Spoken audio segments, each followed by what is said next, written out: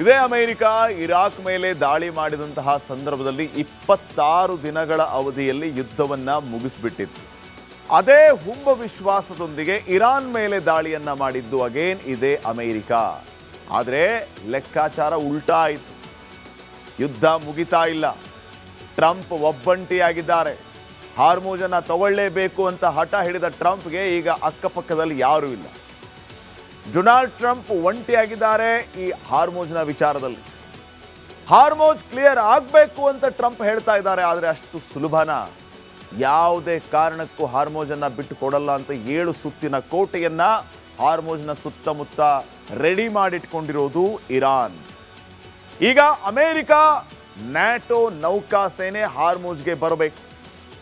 ತೈಲ LPG ಹಡಗುಗಳಿಗೆ escort ಅನ್ನ ಕೊಡಬೇಕು. ಆದರೆ ನ್ಯಾಟೋ ದೇಶಗಳ ಲೆಕ್ಕಾಚಾರವೇ ಬೇರೆ ರೀತಿ ಇದೆ. ನ್ಯಾಟೋ ದೇಶಗಳು ಬಹಳ ಸ್ಪಷ್ಟವಾಗಿ ಹೇಳ್ತಾ ಇವೆ, ನಿಮ್ಮ ಸ್ವಾರ್ಥಕ್ಕಾಗಿ ನಮ್ಮ ದೇಶದ ಸೈನಿಕರನ್ನ ಬಲಿ ಕೊಡೋದಕ್ಕೆ ನಾವು ಸಿದ್ಧರಿಲ್ಲ. ನ್ಯಾಟೋದ ನಿಯಮ ಏನಂತಂದ್ರೆ, ಯಾವ್ಯಾವ ದೇಶಗಳು ಈ ಒಂದು ನ್ಯಾಟೋದ ಅಡಿಯಲ್ಲಿ ಬರ್ತವೋ ಯಾವುದೇ ದೇಶದ ಮೇಲೆ ದಾಳಿ ಆದರೂ ಕೂಡ ಅದು ನಮ್ಮ ಮೇಲೆಯೇ ದಾಳಿಯಾಗಿದೆ ಅಂತ ಅನ್ಕೊಂಡು ಆ ದೇಶದ ಸಹಾಯಕ್ಕೆ ಧಾವಿಸಬೇಕು ಅನ್ನುವಂಥದ್ದು. ಆದರೆ ಈ ನ್ಯಾಟೋ ಈಗ ಅಮೆರಿಕದ ವಿಚಾರದಲ್ಲಿ ಅಂತರವನ್ನ ಕಾಯ್ದುಕೊಳ್ತಾ ಇವೆ.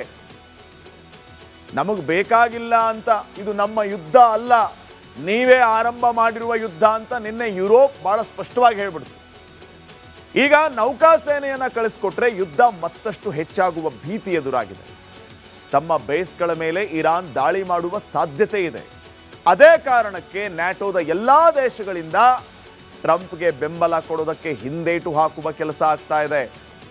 ನ್ಯಾಟೋ ದೇಶಗಳ ಸಹಾಯ ಸಿಗದೇ ಇದ್ದದ್ದಕ್ಕೆ ದೊಡ್ಡಣ್ಣ ಕೆರಳಿ ಕೆಂಡವಾಗಿದ್ದಾರೆ. ಮಿತ್ರ ರಾಷ್ಟ್ರಗಳಿಗೆ ಮೊದಲಿನಿಂದಲೂ ಕೂಡ ಸಹಾಯ ಮಾಡಿದ್ದೇವೆ. ಈ ಬೆಳವಣಿಗೆಯಿಂದ ನ್ಯಾಟೋ ಭವಿಷ್ಯಕ್ಕೆ ಆಪತ್ತು ಕಾದಿದೆ ಅಂತ ಟ್ರಂಪ್ ಹೇಳ್ತಾ ಇದ್ದಾರೆ. ನ್ಯಾಟೋ ದೇಶಗಳು ಬರ್ತಾ ಇಲ್ಲ ಟ್ರಂಪ್ನ ಸಹಾಯಕ್ಕೆ. ಹಿಂಗಾಗಿ ಟ್ರಂಪ್ ಹೇಳ್ತಾ ಇರೋದೇನು, ಜಗತ್ತಿನ ಮುಂದೆ ನಮಗೆ ಈ ನ್ಯಾಟೋ ದೇಶಗಳ ಅಗತ್ಯ ಇಲ್ಲ, ನಾವೇ ಸೂಪರ್ ಪವರ್ ಕಂಟ್ರಿ, ನಮಗೆ ಬೇರೆ ದೇಶಗಳ ಅಗತ್ಯ ಇಲ್ಲ ಅಂತ ಹೇಳ್ತಾರೆ. ಆದರೆ ಇದೇ ಟ್ರಂಪ್ ಒಳಗಿಂದೊಳಗೆ ನೀವೆಲ್ಲರೂ ನಮ್ಮ ಸಹಾಯಕ್ಕೆ ಬರಬೇಕು ಅಂತ ಕೇಳ್ತಾ ಇದ್ದಾರೆ, ಇನ್ಕ್ಲೂಡಿಂಗ್ ಸಿ ಜಿನ್ಪಿಂಗ್ ಅನ್ನೂ ಕೇಳ್ಕೊಂಡಿರೋದು ಇವರು. ಹಾರ್ಮುಜ್ ಯಾವುದೇ ಕಾರಣಕ್ಕೂ ಅಮೆರಿಕದ ತೆಕ್ಕೆಗೆ ಹೋಗಲ್ವಾ ಅನ್ನುವಂಥ ಲಕ್ಷಣಗಳು ಈಗ ಸ್ಪಷ್ಟವಾಗಿ ಗೋಚರವಾಗ್ತಾ ಇದೆ. ಎಸ್ಪೆಷಲಿ ನ್ಯಾಟೋ ಕಂಟ್ರೀಸ್ ಅಮೆರಿಕದ ಜೊತೆಗೆ ನಿಲ್ತಾ ಇಲ್ಲ ಅನ್ನುವಂಥದ್ದು ದೊಡ್ಡ ಬೆಳವಣಿಗೆ ಯುದ್ಧ ಭೂಮಿಯಲ್ಲಿ. ಇನ್ನು ನೆಕ್ಸ್ಟ್, ಇದೇ ಅಮೆರಿಕ ಇರಾಕ್ ಮೇಲೆ ದಾಳಿ ಮಾಡಿದಂತಹ ಸಂದರ್ಭದಲ್ಲಿ 26 ದಿನಗಳ ಅವಧಿಯಲ್ಲಿ ಯುದ್ಧವನ್ನ ಮುಗಿಸಿಬಿಟ್ಟಿತ್ತು. ಅದೇ ಹುಂಬ ವಿಶ್ವಾಸದೊಂದಿಗೆ ಇರಾನ್ ಮೇಲೆ ದಾಳಿಯನ್ನ ಮಾಡಿದ್ದು ಅಗೇನ್ ಇದೇ ಅಮೆರಿಕ. ಆದರೆ ಲೆಕ್ಕಾಚಾರ ಉಲ್ಟಾ ಆಯಿತು. ಯುದ್ಧ ಮುಗಿತಾ ಇಲ್ಲ. ಟ್ರಂಪ್ ಒಬ್ಬಂಟಿಯಾಗಿದ್ದಾರೆ. ಹಾರ್ಮುಜನ್ನ ತಗೊಳ್ಳೇಬೇಕು ಅಂತ ಹಠ ಹಿಡಿದ ಟ್ರಂಪ್ಗೆ ಈಗ ಅಕ್ಕಪಕ್ಕದಲ್ಲಿ ಯಾರೂ ಇಲ್ಲ. ಡೊನಾಲ್ಡ್ ಟ್ರಂಪ್ ಒಂಟಿಯಾಗಿದ್ದಾರೆ ಈ ಹಾರ್ಮುಜ್ನ ವಿಚಾರದಲ್ಲಿ. ಹಾರ್ಮುಜ್ ಕ್ಲಿಯರ್ ಆಗಬೇಕು ಅಂತ ಟ್ರಂಪ್ ಹೇಳ್ತಾ ಇದ್ದಾರೆ. ಆದರೆ ಅಷ್ಟು ಸುಲಭನಾ? ಯಾವುದೇ ಕಾರಣಕ್ಕೂ ಹಾರ್ಮುಜನ್ನ ಬಿಟ್ಟು ಕೊಡಲ್ಲ ಅಂತ 7 ಸುತ್ತಿನ ಕೋಟೆಯನ್ನ ಹಾರ್ಮುಜ್ನ ಸುತ್ತಮುತ್ತ ರೆಡಿ ಮಾಡಿಟ್ಕೊಂಡಿರೋದು ಇರಾನ್. ಈಗ ಅಮೆರಿಕ ನ್ಯಾಟೋ ನೌಕಾಸೇನೆ ಹಾರ್ಮುಜ್ಗೆ ಬರಬೇಕು. ತೈಲ LPG ಹಡಗುಗಳಿಗೆ ಎಸ್ಕಾರ್ಟ್ ಅನ್ನ ಕೊಡಬೇಕು. ಆದರೆ ನ್ಯಾಟೋ ದೇಶಗಳ ಲೆಕ್ಕಾಚಾರವೇ ಬೇರೆ ರೀತಿ ಇದೆ. ನ್ಯಾಟೋ ದೇಶಗಳು ಬಹಳ ಸ್ಪಷ್ಟವಾಗಿ ಹೇಳ್ತಾ ಇವೆ, ನಿಮ್ಮ ಸ್ವಾರ್ಥಕ್ಕಾಗಿ ನಮ್ಮ ದೇಶದ ಸೈನಿಕರನ್ನ ಬಲಿ ಕೊಡೋದಕ್ಕೆ ನಾವು ಸಿದ್ಧರಿಲ್ಲ. ನ್ಯಾಟೋದ ನಿಯಮ ಏನಂತಂದ್ರೆ, ಯಾವ್ಯಾವ ದೇಶಗಳು ಈ ಒಂದು ನ್ಯಾಟೋದ ಅಡಿಯಲ್ಲಿ ಬರ್ತವೋ ಯಾವುದೇ ದೇಶದ ಮೇಲೆ ದಾಳಿ ಆದರೂ ಕೂಡ ಅದು ನಮ್ಮ ಮೇಲೆಯೇ ದಾಳಿಯಾಗಿದೆ ಅಂತ ಅನ್ಕೊಂಡು ಆ ದೇಶದ ಸಹಾಯಕ್ಕೆ ಧಾವಿಸಬೇಕು ಅನ್ನುವಂಥದ್ದು. ಆದರೆ ಈ ನ್ಯಾಟೋ ಈಗ ಅಮೆರಿಕದ ವಿಚಾರದಲ್ಲಿ ಅಂತರವನ್ನ ಕಾಯ್ದುಕೊಳ್ತಾ ಇವೆ. ನಮಗೆ ಬೇಕಾಗಿಲ್ಲ ಅಂತ, ಇದು ನಮ್ಮ ಯುದ್ಧ ಅಲ್ಲ, ನೀವೇ ಆರಂಭ ಮಾಡಿರುವ ಯುದ್ಧ ಅಂತ ನಿನ್ನೆ ಯುರೋಪ್ ಬಹಳ ಸ್ಪಷ್ಟವಾಗಿ ಹೇಳ್ಬಿಡ್ತು. ಈಗ ನೌಕಾಸೇನೆಯನ್ನ ಕಳಿಸ್ಕೊಟ್ರೆ ಯುದ್ಧ ಮತ್ತಷ್ಟು ಹೆಚ್ಚಾಗುವ ಭೀತಿ ಎದುರಾಗಿದೆ. ತಮ್ಮ ಬೇಸ್ಗಳ ಮೇಲೆ ಇರಾನ್ ದಾಳಿ ಮಾಡುವ ಸಾಧ್ಯತೆ ಇದೆ. ಅದೇ ಕಾರಣಕ್ಕೆ ನ್ಯಾಟೋದ ಎಲ್ಲಾ ದೇಶಗಳಿಂದ ಟ್ರಂಪ್ಗೆ ಬೆಂಬಲ ಕೊಡೋದಕ್ಕೆ ಹಿಂದೇಟು ಹಾಕುವ ಕೆಲಸ ಆಗ್ತಾ ಇದೆ. ನ್ಯಾಟೋ ದೇಶಗಳ ಸಹಾಯ ಸಿಗದೇ ಇದ್ದದ್ದಕ್ಕೆ ದೊಡ್ಡಣ್ಣ ಕೆರಳಿ ಕೆಂಡವಾಗಿದ್ದಾರೆ. ಮಿತ್ರ ರಾಷ್ಟ್ರಗಳಿಗೆ ಮೊದಲಿನಿಂದಲೂ ಕೂಡ ಸಹಾಯ ಮಾಡಿದ್ದೇವೆ. ಈ ಬೆಳವಣಿಗೆಯಿಂದ ನ್ಯಾಟೋ ಭವಿಷ್ಯಕ್ಕೆ ಆಪತ್ತು ಕಾದಿದೆ ಅಂತ ಟ್ರಂಪ್ ಹೇಳ್ತಾ ಇದ್ದಾರೆ. ನ್ಯಾಟೋ ದೇಶಗಳು ಬರ್ತಾ ಇಲ್ಲ ಟ್ರಂಪ್ನ ಸಹಾಯಕ್ಕೆ. ಹಿಂಗಾಗಿ ಟ್ರಂಪ್ ಹೇಳ್ತಾ ಇರೋದೇನು, ಜಗತ್ತಿನ ಮುಂದೆ ನಮಗೆ ಈ ನ್ಯಾಟೋ ದೇಶಗಳ ಅಗತ್ಯ ಇಲ್ಲ, ನಾವೇ ಸೂಪರ್ ಪವರ್ ಕಂಟ್ರಿ, ನಮಗೆ ಬೇರೆ ದೇಶಗಳ ಅಗತ್ಯ ಇಲ್ಲ ಅಂತ ಹೇಳ್ತಾರೆ. ಆದರೆ ಇದೇ ಟ್ರಂಪ್ ಒಳಗಿಂದೊಳಗೆ ನೀವೆಲ್ಲರೂ ನಮ್ಮ ಸಹಾಯಕ್ಕೆ ಬರಬೇಕು ಅಂತ ಕೇಳ್ತಾ ಇದ್ದಾರೆ, ಇನ್ಕ್ಲೂಡಿಂಗ್ ಸಿ ಜಿನ್ಪಿಂಗ್ ಅನ್ನೂ ಕೇಳ್ಕೊಂಡಿರೋದು ಇವರು. ಹಾರ್ಮುಜ್ ಯಾವುದೇ ಕಾರಣಕ್ಕೂ ಅಮೆರಿಕಾದ ತೆಕ್ಕೆಗೆ ಹೋಗಲ್ವಾ ಅನ್ನುವಂಥ ಲಕ್ಷಣಗಳು ಈಗ ಸ್ಪಷ್ಟವಾಗಿ ಗೋಚರವಾಗ್ತಾ ಇದೆ.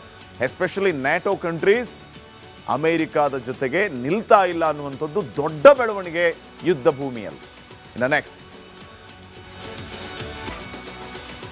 ಇದೇ ಅಮೆರಿಕ ಇರಾಕ್ ಮೇಲೆ ದಾಳಿ ಮಾಡಿದಂತಹ ಸಂದರ್ಭದಲ್ಲಿ 26 ದಿನಗಳ ಅವಧಿಯಲ್ಲಿ ಯುದ್ಧವನ್ನ ಮುಗಿಸ್ಬಿಟ್ಟಿತ್ತು. ಅದೇ ಹುಂಬ ವಿಶ್ವಾಸದೊಂದಿಗೆ ಇರಾನ್ ಮೇಲೆ ದಾಳಿಯನ್ನ ಮಾಡಿದ್ದು ಅಗೇನ್ ಇದೇ ಅಮೆರಿಕ. ಆದರೆ ಲೆಕ್ಕಾಚಾರ ಉಲ್ಟಾ ಆಯಿತು. ಯುದ್ಧ ಮುಗಿತಾ ಇಲ್ಲ. ಟ್ರಂಪ್ ಒಬ್ಬಂಟಿಯಾಗಿದ್ದಾರೆ. ಹಾರ್ಮುಜನ್ನ ತಗೊಳ್ಳೇಬೇಕು ಅಂತ ಹಠ ಹಿಡಿದ ಟ್ರಂಪ್ಗೆ ಈಗ ಅಕ್ಕಪಕ್ಕದಲ್ಲಿ ಯಾರೂ ಇಲ್ಲ. ಡೊನಾಲ್ಡ್ ಟ್ರಂಪ್ ಒಂಟಿಯಾಗಿದ್ದಾರೆ ಈ ಹಾರ್ಮುಜ್ನ ವಿಚಾರದಲ್ಲಿ. ಹಾರ್ಮುಜ್ ಕ್ಲಿಯರ್ ಆಗಬೇಕು ಅಂತ ಟ್ರಂಪ್ ಹೇಳ್ತಾ ಇದ್ದಾರೆ. ಆದರೆ ಅಷ್ಟು ಸುಲಭನ? ಯಾವುದೇ ಕಾರಣಕ್ಕೂ ಹಾರ್ಮುಜನ್ನ ಬಿಟ್ಟು ಕೊಡಲ್ಲ ಅಂತ 7 ಸುತ್ತಿನ ಕೋಟೆಯನ್ನ ಹಾರ್ಮುಜ್ನ ಸುತ್ತಮುತ್ತ ರೆಡಿ ಮಾಡಿಟ್ಕೊಂಡಿರೋದು ಇರಾನ್. ಈಗ ಅಮೆರಿಕ ನ್ಯಾಟೋ ನೌಕಾ ಸೇನೆ ಹಾರ್ಮುಜ್ಗೆ ಬರಬೇಕು. ತೈಲ LPG ಹಡಗುಗಳಿಗೆ ಎಸ್ಕಾರ್ಟ್ ಅನ್ನ ಕೊಡಬೇಕು. ಆದರೆ ನ್ಯಾಟೋ ದೇಶಗಳ ಲೆಕ್ಕಾಚಾರವೇ ಬೇರೆ ರೀತಿ ಇದೆ. ನ್ಯಾಟೋ ದೇಶಗಳು ಬಹಳ ಸ್ಪಷ್ಟವಾಗಿ ಹೇಳ್ತಾ ಇವೆ, ನಿಮ್ಮ ಸ್ವಾರ್ಥಕ್ಕಾಗಿ ನಮ್ಮ ದೇಶದ ಸೈನಿಕರನ್ನ ಬಲಿ ಕೊಡೋದಕ್ಕೆ ನಾವು ಸಿದ್ಧರಿಲ್ಲ.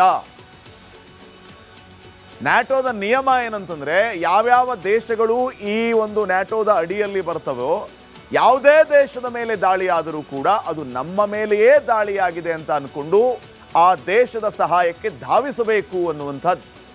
ಆದರೆ ಈ ನ್ಯಾಟೋ ಈಗ ಅಮೆರಿಕಾದ ವಿಚಾರದಲ್ಲಿ ಅಂತರವನ್ನ ಕಾಯ್ದುಕೊಳ್ತಾ ಇವೆ. ನಮಗೆ ಬೇಕಾಗಿಲ್ಲ ಅಂತ, ಇದು ನಮ್ಮ ಯುದ್ಧ ಅಲ್ಲ, ನೀವೇ ಆರಂಭ ಮಾಡಿರುವ ಯುದ್ಧ ಅಂತ ನಿನ್ನೆ ಯುರೋಪ್ ಬಹಳ ಸ್ಪಷ್ಟವಾಗಿ ಹೇಳ್ಬಿಡ್ತು. ಈಗ ನೌಕಾಸೇನೆಯನ್ನ ಕಳಿಸ್ಕೊಟ್ರೆ ಯುದ್ಧ ಮತ್ತಷ್ಟು ಹೆಚ್ಚಾಗುವ ಭೀತಿ ಎದುರಾಗಿದೆ. ತಮ್ಮ ಬೇಸ್ಗಳ ಮೇಲೆ ಇರಾನ್ ದಾಳಿ ಮಾಡುವ ಸಾಧ್ಯತೆ ಇದೆ. ಅದೇ ಕಾರಣಕ್ಕೆ ನ್ಯಾಟೋದ ಎಲ್ಲಾ ದೇಶಗಳಿಂದ ಟ್ರಂಪ್ಗೆ ಬೆಂಬಲ ಕೊಡೋದಕ್ಕೆ ಹಿಂದೇಟು ಹಾಕುವ ಕೆಲಸ ಆಗ್ತಾ ಇದೆ. ನ್ಯಾಟೋ ದೇಶಗಳ ಸಹಾಯ ಸಿಗದೇ ಇದ್ದದ್ದಕ್ಕೆ ದೊಡ್ಡಣ್ಣ ಕೆರಳಿ ಕೆಂಡವಾಗಿದ್ದಾರೆ. ಮಿತ್ರ ರಾಷ್ಟ್ರಗಳಿಗೆ ಮೊದಲಿನಿಂದಲೂ ಕೂಡ ಸಹಾಯ ಮಾಡಿದ್ದೇವೆ. ಈ ಬೆಳವಣಿಗೆಯಿಂದ ನ್ಯಾಟೋ ಭವಿಷ್ಯಕ್ಕೆ ಆಪತ್ತು ಕಾದಿದೆ ಅಂತ ಟ್ರಂಪ್ ಹೇಳ್ತಾ ಇದ್ದಾರೆ. ನ್ಯಾಟೋ ದೇಶಗಳು ಬರ್ತಾ ಇಲ್ಲ ಟ್ರಂಪ್ನ ಸಹಾಯಕ್ಕೆ. ಹಿಂಗಾಗಿ ಟ್ರಂಪ್ ಹೇಳ್ತಾ ಇರೋದೇನು, ಜಗತ್ತಿನ ಮುಂದೆ ನಮಗೆ ಈ ನ್ಯಾಟೋ ದೇಶಗಳ ಅಗತ್ಯ ಇಲ್ಲ, ನಾವೇ ಸೂಪರ್ ಪವರ್ ಕಂಟ್ರಿ, ನಮಗೆ ಬೇರೆ ದೇಶಗಳ ಅಗತ್ಯ ಇಲ್ಲ ಅಂತ ಹೇಳ್ತಾರೆ. ಆದರೆ ಇದೇ ಟ್ರಂಪ್ ಒಳಗಿಂದೊಳಗೆ ನೀವೆಲ್ಲರೂ ನಮ್ಮ ಸಹಾಯಕ್ಕೆ ಬರಬೇಕು ಅಂತ ಕೇಳ್ತಾ ಇದ್ದಾರೆ, ಇನ್ಕ್ಲೂಡಿಂಗ್ ಸಿ ಜಿನ್ಪಿಂಗ್ ಅನ್ನೂ ಕೇಳ್ಕೊಂಡಿರೋದು ಇವರು. ಹಾರ್ಮುಜ್ ಯಾವುದೇ ಕಾರಣಕ್ಕೂ ಅಮೆರಿಕಾದ ತೆಕ್ಕೆಗೆ ಹೋಗಲ್ವಾ ಅನ್ನುವಂಥ ಲಕ್ಷಣಗಳು ಈಗ ಸ್ಪಷ್ಟವಾಗಿ ಗೋಚರವಾಗ್ತಾ ಇದೆ. ಎಸ್ಪೆಷಲಿ ನ್ಯಾಟೋ ಕಂಟ್ರೀಸ್ ಅಮೆರಿಕಾದ ಜೊತೆಗೆ ನಿಲ್ತಾ ಇಲ್ಲ ಅನ್ನುವಂಥದ್ದು ದೊಡ್ಡ ಬೆಳವಣಿಗೆ ಯುದ್ಧ ಭೂಮಿಯಲ್ಲಿ. ಇನ್ನು ನೆಕ್ಸ್ಟ್,